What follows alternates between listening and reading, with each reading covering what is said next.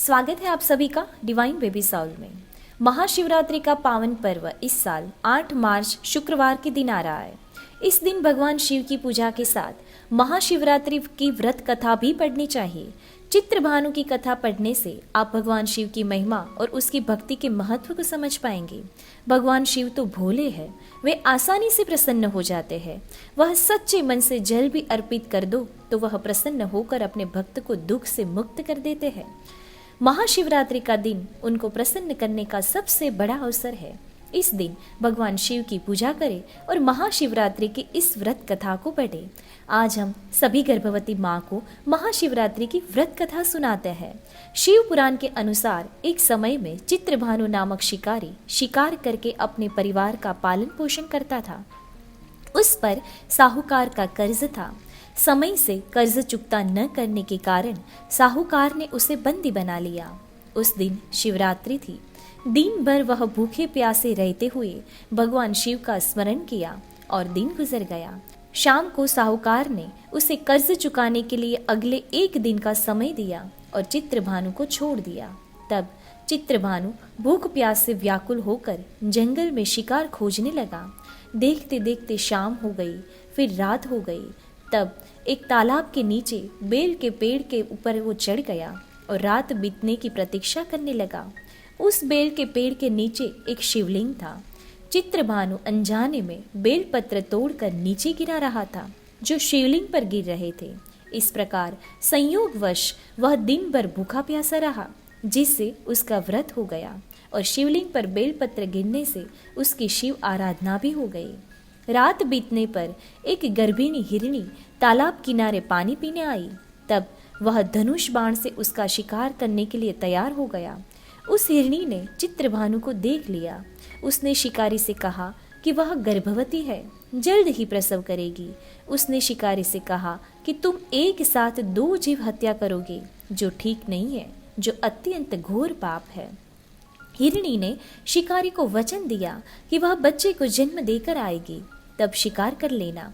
इस पर शिकारी ने उसे जाने दिया। इस दौरान प्रत्यंचा चढ़ाने तथा डीली करते समय कुछ बेलपत्र शिवलिंग पर गिरे।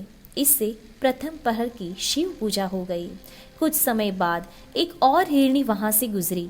तब शिकारी खुश होकर उसके शिकार के लिए तैयार हो गया। तब हिरणी ने उससे निवेदन किया कि हे शिकारी, मैं थोड़ी देर पहले ही ऋतु से निवृत्त हुई हूँ, कामातुर विरहिणी हूँ, अपने प्रिय की खोज में भटक रही हूँ। मैं अपने पति से मिलकर शीघ्र ही तुम्हारे पास आ जाऊंगी। तब शिकारी ने उसे भी जाने दिया।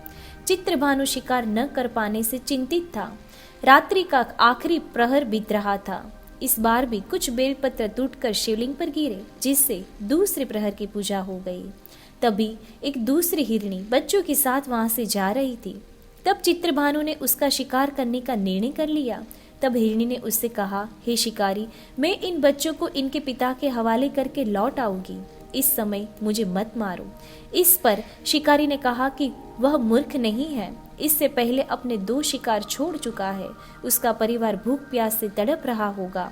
तब हिरणी ने कहा, मेरा विश्वास करो, मैं इन्हें इनके पिता के पास छोड़कर तुरंत लौटने की प्रतिज्ञा करती हूँ। ऐसे करते हुए सुबह हो गई और अनजाने में ही शिकारी की शिवरात्रि की पूजा हो गई। उपवास और रात्रि जागरण भी हो गया। इसी बीच एक हिरन वहां से जा रहा था। तब शिकारी ने इसका शिकार करने का निश्चय किया। चित्रभानु को प्रत्यंचा चढ़ाते हुए देख उस हिरन ने निवेदन किया कि यदि तुमने मेरे पहले 3 हिरणी और उनके बच्चों का शिकार कर लिया हो तो उसे भी मार दो, ताकि उनके वियोग में दुखी न होना पड़े। अगर उनको जीवन दान दिया है तो कुछ समय के लिए उसे भी जीवन दान दे दो, उनसे मिलकर वह दोबारा यहाँ आएगा। हिरन की बातें सुनकर शिकारी के मन में रात का पूरा घटनाक्रम सामने आ गया। उसने सारा घटनाक्रम हिरन को बताया। जिस प्रकार तुमने उस पर विश्वास करके उन्हें जाने दिया है, वैसे ही उसे भी जाने दो। वह अपने परिवार के साथ जल्दी यहाँ उपस्थित हो जाएगा। चित्रभानु ने उसे भी जाने दिया। शिवरात्रि व्रत और पूजा होने से उसका मन निर्मल हो गया। उसके अंदर भक्ति की भावना जागृत हो गई।